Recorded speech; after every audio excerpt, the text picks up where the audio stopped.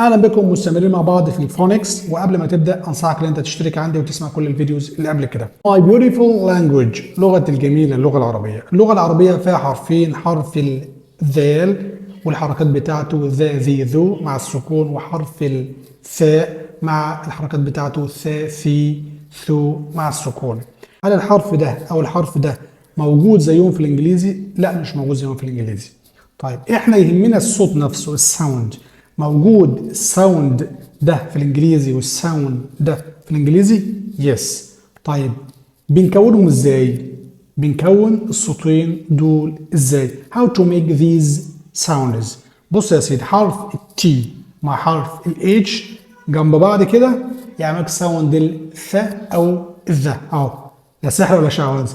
تي مع الاتش يبقى ذا او ث. اوكي، نفرق بين الصوتين دول ازاي؟ هنعرف كل صوت بيخرج ازاي، وبالتالي هنعرف نفرق بينهم.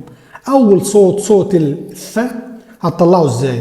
تجيب ايدك كده الجميله دي تحطها على الفوكال كورد. put your hand or place your hand on your vocal cord، الحبال الصوتيه. دي اول حاجه. تاني حاجه التونج تيب، طرف اللسان تحطه between your teeth. طرف اللسان كده، مفيش طرف طالع بين هو ورا الاسنان بالوضع ده، لا يكون بين الاسنان. طب كده لا، انت كده بتطلع لسانك لحد. لا، طرف اللسان وتحط ايدك هنا كده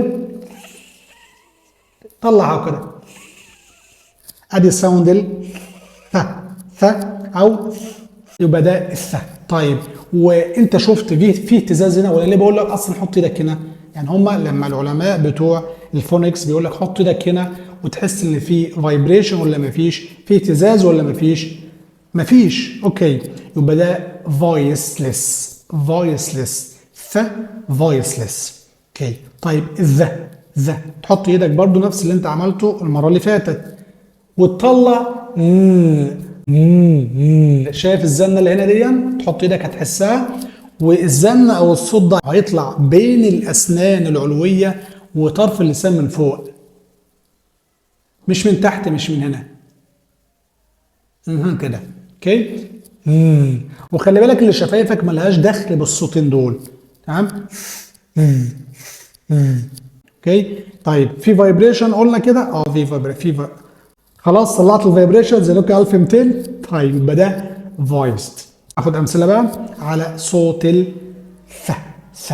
هنقول ثانك يو مثلا، هنقول think، نقول birthday، نقول Thursday. اوكي. طيب ناخد بقى الذا اللي هو الفويسد، زي كلمه this we these، that والجمع بتاع those، we other، we breathe، we bathe. طب وعشان تعرف ان الكلمه دي بتتنطق ث او ذا، لازم تعرف الاي بي اي هنا والاي بي هنا، وتخش على الديكشنري وتشوف الكلمه دي الرمز الصوتي بتاعها الث او ذا.